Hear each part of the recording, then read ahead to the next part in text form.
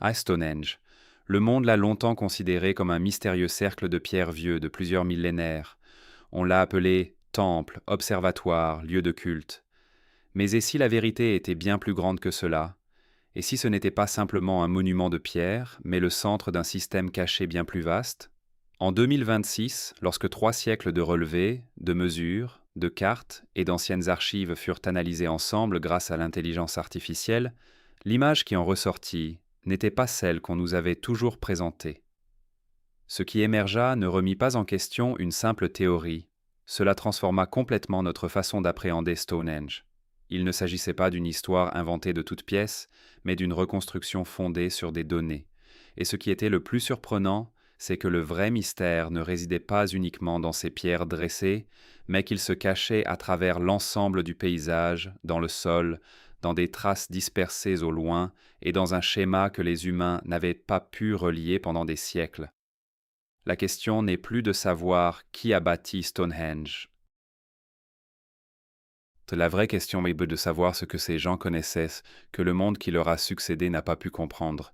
Et croyez-moi, à mesure que ces couches continuent de se dévoiler, vous commencerez à sentir que l'histoire qu'on nous a enseignée jusqu'ici n'était peut-être qu'une version superficielle des choses. Avant d'entrer dans les détails, faites une chose. Abonnez-vous à la chaîne et activez la cloche des notifications pour pouvoir regarder ce genre de vidéos en avant-première. Sur la plaine de Salisbury, en Angleterre, à environ 90 miles de Londres, s'étend un champ ouvert, et en plein milieu se dressent ces pierres massives. De loin, elles ressemblent à un simple cercle. Mais dès qu'on s'en approche, on réalise qu'il ne s'agit pas d'une structure ordinaire. Les grandes pierres extérieures, appelées pierres de sarcène, mesurent plus de 20 pieds de hauteur et chacune pèse jusqu'à environ 25 tonnes. Imaginez un peu, 25 tonnes, et elles ont été amenées depuis les Marlborough Downs, situées à environ 20 miles d'ici. Regardez maintenant à l'intérieur. Vous y apercevrez les pierres bleues, d'apparence plus petites. Elles semblent plus petites parce que les pierres extérieures sont immenses, mais en réalité, celles-là aussi peuvent peser jusqu'à environ 4 tonnes. Et ce qui est le plus étonnant, c'est que beaucoup de ces pierres auraient été transportées depuis les collines de Preseli, au pays de Galles, à environ 140 miles d'ici. Certaines recherches récentes suggèrent même que l'origine de quelques pierres ne serait pas le pays de Galles, mais un endroit encore plus lointain, peut-être l'Écosse, ce qui signifie que la distance pourrait être encore plus grande. Comprenez maintenant la chronologie. Stonehenge n'a pas été bâti en un seul jour. Sa construction s'est déroulée en plusieurs phases, entre environ 3000 avant notre ère et 2000 avant notre ère. D'abord vinrent le cercle de terre et le fossé, puis des fosses, et progressivement ces pierres colossales furent mises en place.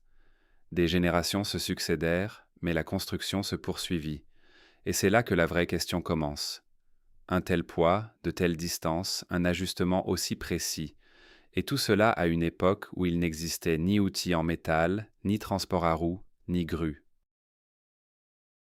Même pour les ingénieurs modernes d'aujourd'hui, placer de telles pierres massives avec une telle précision n'est pas une chose aisée. Alors, comment cela a-t-il été réalisé il y a 5000 ans? C'est là que Stonehenge cesse de sembler simplement beau pour paraître carrément impossible. L'histoire qu'on nous a racontée sur Stonehenge jusqu'à présent ressemble à peu près à ceci. Il aurait été bâti par des hommes du néolithique, des gens munis d'outils rudimentaires qui travaillèrent de génération en génération et pour qui cet endroit constituait probablement un centre religieux ou spirituel. On dit qu'avec leur foi, leur patience et leur effort collectif, ils ont érigé toute cette structure. Ils ont tracé le cercle de terre, creusé des fosses, et progressivement amené puis placé les pierres. En apparence, cette histoire semble tout à fait plausible, simple, humaine et crédible. Mais voilà qu'un léger retournement de situation se présente. Cette histoire n'était pas entièrement fausse, mais elle était probablement incomplète, car lorsque les chercheurs ont commencé à regarder Stonehenge non plus comme un simple site, mais comme un système de données, les choses ont commencé à changer. Il ne s'agissait pas d'une affaire de quelques années. Sur plus de 300 ans, tous les relevés effectués, toutes les mesures prises, tous les archives archéologiques, les études géologiques et les calculs astronomiques furent rassemblés pour la toute première fois. Des études distinctes ont été reliées pour former une image d'ensemble plus cohérente. Et c'est ici qu'intervient l'intelligence artificielle. Mais il ne faut pas la concevoir comme une machine magique. Imaginez-la plutôt comme un moteur de reconnaissance de schémas extrêmement puissant, dont le seul rôle était de lire chaque carte, chaque relevé, chaque alignement et chaque anomalie simultanément, afin de détecter une structure cachée que l'esprit humain ne pouvait pas saisir en examinant tout par morceaux séparés. La consigne était très simple. Il ne s'agissait pas de créer quelque chose de nouveau. Aucune histoire ne devait être inventée. Il suffisait de relire les données existantes d'une manière différente. Et c'est à ce moment-là que les choses ont commencé à devenir vraiment fascinantes. Car lorsque des siècles de données ont été examinées ensemble, certaines connexions ont commencé à apparaître qui n'avaient jamais été clairement visibles auparavant. Peu à peu, on a eu l'impression que ce que nous comprenons de Stonehenge n'était peut-être pas l'histoire complète, et c'est là que commence à émerger une question. Avons-nous mal interprété Stonehenge depuis tout ce temps? Les trous d'Aubrey, première couche du mystère. Nous arrivons maintenant à cette partie de Stonehenge que les gens ont observée pendant des années sans jamais vraiment comprendre. Les trous d'Aubrey. De quoi s'agit-il exactement? En termes simples, juste à l'intérieur du cercle de terre extérieur de Stonehenge, il existe un anneau de 56 fosses. Elles ont été répertoriées au XVIIe siècle par un érudit anglais du nom de John Aubrey, ce qui explique leur appellation. Certaines de ces fosses contenaient des restes humains incinérés, d'autres étaient vides, et d'autres encore demeurent difficiles à interpréter quant à leur fonction. Alors que disait-on jusqu'à présent? Que ces fosses avaient simplement été creusées de façon rudimentaire et que les irrégularités d'espacement entre elles étaient dues aux limitations techniques de l'époque. Des outils primitifs, des mesures approximatives et quelques erreurs. En d'autres termes, l'espacement inégal était considéré comme une imperfection. Mais c'est là que tout bascule, quand des chercheurs ont mesuré les distances entre ces 56 fosses avec une grande précision, jusqu'au millimètre, puis ont représenté ces données graphiquement. Ce qui en est ressorti était totalement inattendu. Ces distances n'étaient pas aléatoires, ce n'était pas un cercle imparfait et décousu. D'après l'analyse par intelligence artificielle, lorsque ces distances ont été tracées en séquence, elles ont commencé à ressembler à un motif ondulatoire, quelque chose de similaire à une sinusoïde. Cela signifie que la courbe monte et descend en suivant une règle précise. Et c'est là que la partie vraiment stupéfiante commence. Ce motif ressemblait au comportement mathématique observable dans le mouvement de la Lune, notamment son cycle nodal de 18,6 ans. Il s'agit du cycle durant lequel l'inclinaison ou la déclinaison de la Lune oscille entre ses points maximum et minimum. Certaines années, la Lune apparaît au plus haut dans le ciel, d'autres années au plus bas. Pensez-y un instant. Si l'espacement des trous d'Aubrey représente ce cycle, qu'est-ce que cela implique? Cela ne signifie pas simplement qu'ils observaient la Lune? Cela signifie qu'ils avaient observé l'intégralité de son comportement orbital sur une longue période, qu'ils l'avaient compris, et qu'ils l'avaient ensuite encodé dans le sol. Et voilà qu'un autre point intéressant surgit. Le nombre 56 lui-même pourrait également être lié à ce cycle. 18,6 multiplié par 3 donne environ 55,8, ce qui est proche de 56. Cela suggère que le cercle entier aurait pu fonctionner comme une sorte de calculatrice lunaire, permettant aux gens de se placer et de suivre la position de la Lune sur de nombreuses années. Que cela soit entièrement prouvé ou non, selon l'analyse par intelligence artificielle, l'idée est suffisamment solide pour ne pas être ignorée. Et c'est à ce moment précis que quelque chose d'étrange s'empare de l'esprit. Ce que nous pensions être une erreur pourrait-il en réalité avoir été un encodage délibéré? Vient maintenant la question la plus fascinante. Pourquoi exactement 56? Ce nombre ne semble pas aléatoire, il doit y avoir une logique derrière lui. Si on le relie au cycle nodal lunaire de 18,6 ans, quelque chose d'inhabituel apparaît. Multipliez 18,6 par 3 et vous obtenez environ 55,8, un résultat proche de 56. Ce n'est pas une correspondance parfaite, mais c'est suffisamment proche pour qu'il soit difficile de l'ignorer. Réfléchissons-y simplement.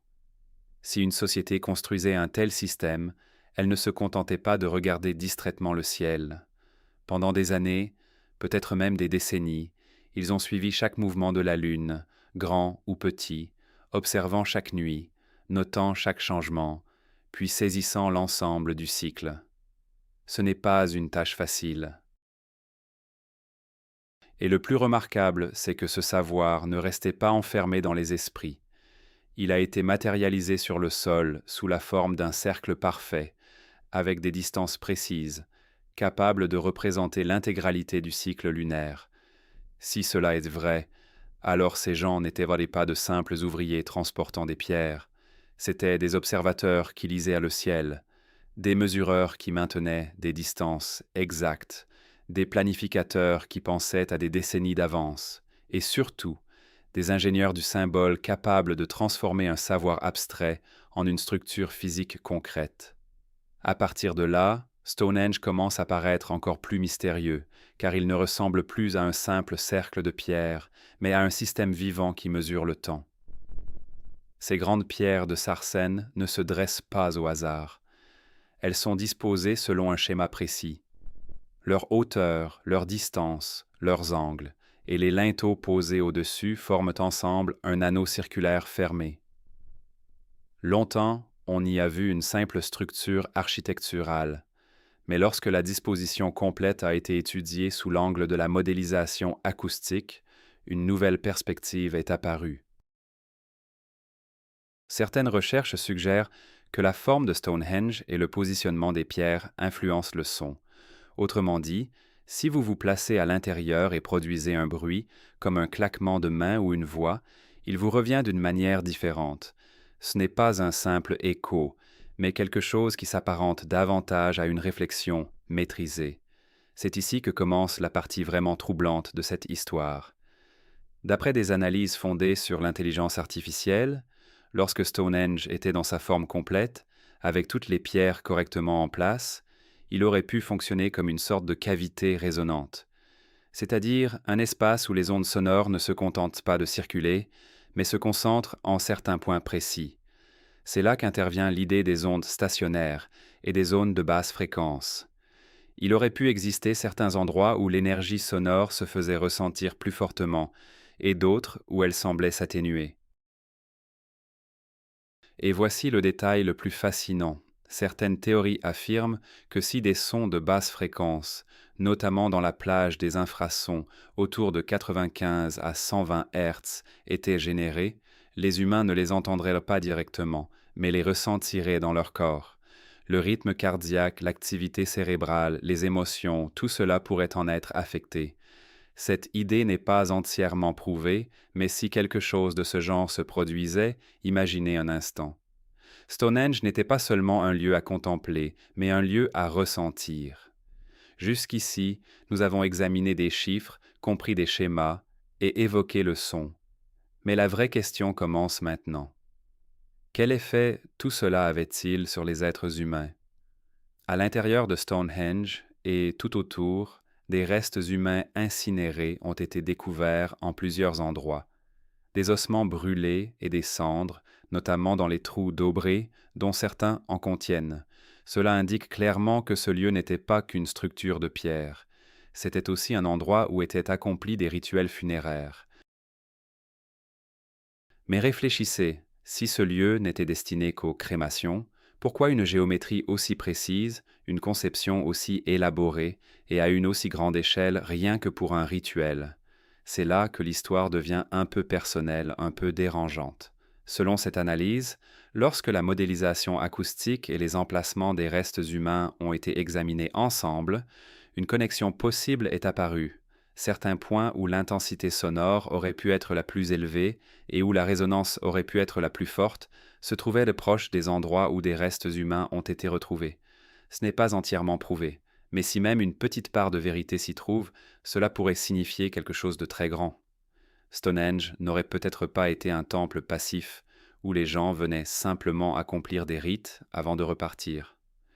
Ce pourrait avoir été une machine à expérience, un endroit où les gens se tenaient et ressentaient quelque chose d'inhabituel. Peut-être que lors des rituels, à travers le son, les chants ou les tambours, un environnement était créé dans lequel la conscience ordinaire d'une personne pouvait se transformer. Une sorte de transe, un état émotionnel intense ou une expérience difficile à mettre en mots. La question la plus importante se pose maintenant sur le plan pratique. Si les pierres de Stonehenge ont été transportées depuis des distances aussi lointaines, alors pourquoi? Et l'essentiel, pourquoi ces pierres précisément? Les Bluestones, placés dans le cercle intérieur, auraient été acheminés depuis les collines de Preseli, au pays de Galles, ce qui représente environ 140 miles de distance. Réfléchissez-y un instant. Déplacer des pierres aussi lourdes depuis si loin, avec les outils disponibles à cette époque. C'est déjà en soi une tâche colossale. La question est donc simple. S'ils avaient seulement eu besoin de pierres, ils auraient pu en trouver à proximité. Alors pourquoi fournir autant d'efforts? C'est là qu'intervient l'idée des pierres sonnantes. Certains chercheurs ont découvert que de nombreuses pierres des collines de Preseli produisent un son résonnant et clair lorsqu'on les frappe l'une contre l'autre, semblable à une cloche ou à une tonalité métallique. Ces pierres ne sont donc pas de simples pierres, elles peuvent produire du son. Faites maintenant le lien avec ce qui a été dit plus tôt sur l'acoustique. Si Stonehenge fonctionnait comme une structure résonante, alors la qualité sonore des pierres qui la composent revêt une importance considérable. Selon des analyses assistées par intelligence artificielle, ces bluestones n'ont pas été choisis au hasard, mais sélectionnés en fonction de leur qualité tonale. Cela signifie que chaque pierre pouvait produire une tonalité différente, et disposée selon un schéma précis, elles pouvaient ensemble former une sorte de système harmonique, un peu comme différentes notes musicales combinées pour former une gamme. Cette idée n'est pas encore totalement prouvée, mais elle est extrêmement fascinante. Pensez à un exemple moderne. Aujourd'hui, dans les salles de concert, les ingénieurs choisissent soigneusement quels matériaux placer à quel endroit, afin que le son se réfléchisse correctement et que le public bénéficie de la meilleure expérience possible.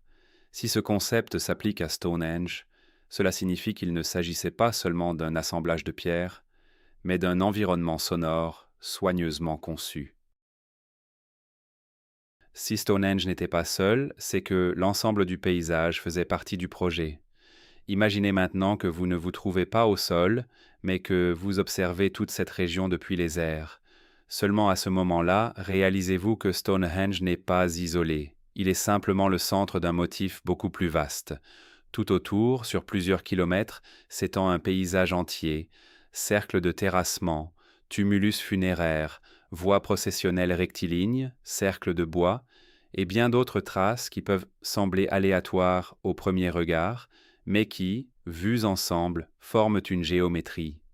Des technologies modernes comme le balayage LIDAR, la cartographie géophysique et l'analyse multisite ont révélé cette région d'une manière qui donne l'impression que quelqu'un a créé un plan depuis le ciel avant de le transposer au sol.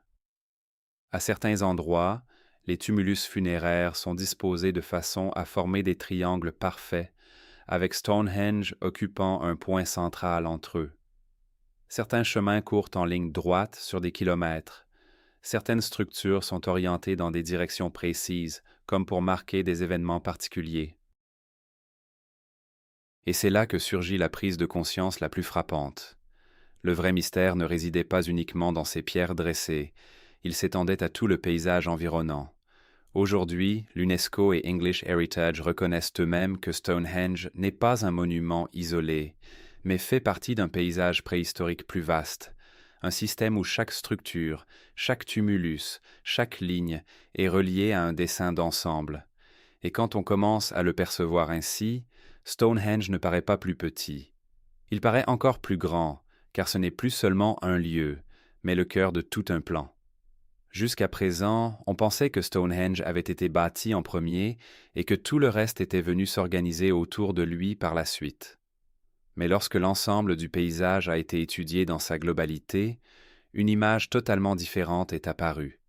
Certains terrassements, certains tumulus funéraires et d'autres vestiges plus anciens sont antérieurs aux Sarsen Stones. Autrement dit, le grand cercle de pierre que nous voyons aujourd'hui n'était pas le commencement. Il constituait peut-être la dernière pièce de tout le projet. Ce qui rend une chose évidente, le plan existait d'abord et les pierres ont été placées ensuite.